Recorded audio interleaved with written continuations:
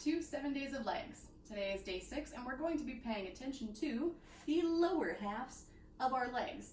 And this might seem a little counterintuitive when it comes to things like the splits. A lot of people just think about, hips and hamstrings, but as we've been learning, there are a lot more muscles involved in proper splits than you might think. Also, things like tight feet and calves actually can contribute to tight hamstrings and hips and even low back pain. So even if you're not, super gung-ho about getting amazing splits, this is definitely stuff that can be used at home in order to just take care of your own body. So let's start. We're going to want our peanut or a double lacrosse ball. Yesterday I talked about how you could make your own if you don't have something like this at home, and really it is just a sock you don't care about and 2 balls. Insert ball joke here. Since I have this, I'll be using it, but don't forget, if you don't have one, you can make your own. So for this one, we're going to focus on our feet. So you could do this sitting or standing or in a chair. It's pretty versatile. You're just going to take the lacrosse ball, put it down on the ground, and just place your foot on top of it and roll back and forth. There are a bunch of different spots here that you can explore with your peanut. So like the arches are a good spot. There's a really good spot just below the big toe mound. You can lift your hips if you're sitting down, get a bit of extra weight, just good. Play around. You can get the outside of your arches by angling your foot, or the really insidey insides by angling your foot the other way. So many good spots. It's great. But yeah, in my own personal practice, when I'm just warming up, I'll do this for about 45 seconds to a minute on each foot. In your own practice, you could do the same, or if you're just taking care of your own body, you could do this as long as you want. You can't really overdo it. I've honestly spent up to 10 minutes at a time just rolling out my feet because it feels amazing and it's good for you. The next one we're going to look at is for our ankles. So for this, we're going to take our peanut and just make sure the knobbles are on either side of our ankle.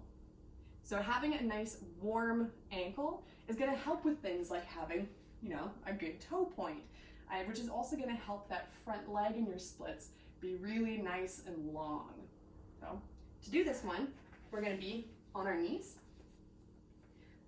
Take your lacrosse ball. Again, knobbles on either side of your ankle. And you can put your hands down on the mat and just roll back and forth, lifting your knee up and down and getting the peanut to roll up and down across your ankle. And just like with the feet, you can do this for about 45 seconds to a minute, get them nice and warm. And on your own time, if you're just taking care of your body, go for as long as you like. And then I have one more thing that we're going to do before we do our splits today, and this is for our calves. Calves tend to be really tight. Sometimes people don't realize how tight they are until they do something like this. And tight calves really, really can contribute to those tight hamstrings and the low back pain I was talking about. So highly, highly recommend. I like to call these the calf crushers. So for these ones, you can take a little Mr. Peanut, put it just on top of your calf, and then just come back sitting down onto it. Again, this can be really intense, so feel free to leave your hands on the ground. If you're really feeling it, the farther back you go, the more intense that's going to get. Either way, find that spot for you, and then just take your hips from side to side.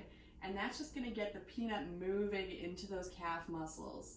And I think I've said it a couple times already throughout this flexibility challenge, but if it is excruciating, then take more weight into your hands, take a little bit of weight off of it, or you can pad your peanut. You can put something on top of it like a sweater or a scarf. There's no harm in doing that. If it's excruciating, pad the peanut. So just like with the feet and just like with the ankles, I do this for about 45 seconds to a minute on each side. And on your own time, if you don't have a whole practice to get to, if you're just taking care of your body, then feel free to spend some extra time giving your calves some love. And once you're done with all 3 of those things, it's time for our splits. So I'm going to assume you're ready because I'm going to do it. We're going to start with our bad side, always. Start off in your low lunge position and prepare for your minute. You're going to start the timer and go! Keeping those back butt muscles engaged the entire way down, being conscious of where your weight is coming down.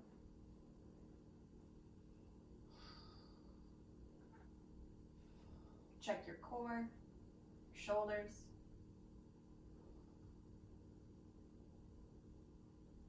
Breathing is good. Breathing is your friend. Maybe give yourself a quick check on that back leg.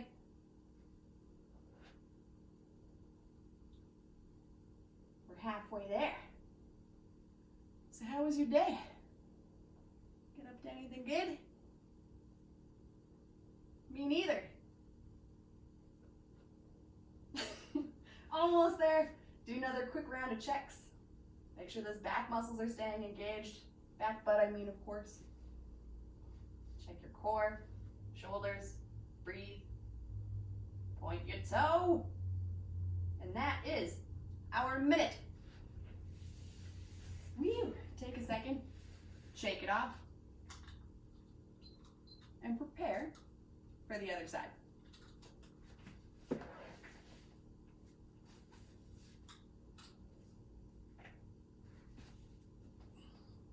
Starting timer, and 1, 2, 3, go!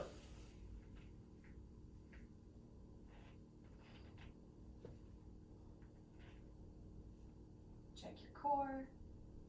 Make sure that weight is coming down through that front sitting bone. Point your toes. Check the core. Make sure those back butt muscles are doing the work.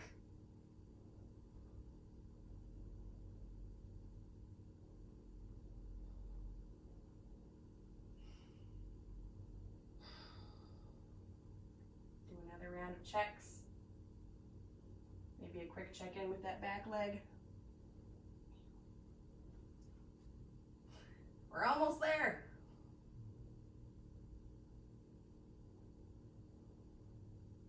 And remember, if you're not all the way down, if you're pretty high up off the ground, use your blocks the tall way. Just make sure that your body is staying stacked over your hips. You're not leaning far forward. And that is our minute. Hooray! All right. Kudos for making it all the way through day 6. And tomorrow, it's our last day. I will see you here. In the meantime, have a good one, okay?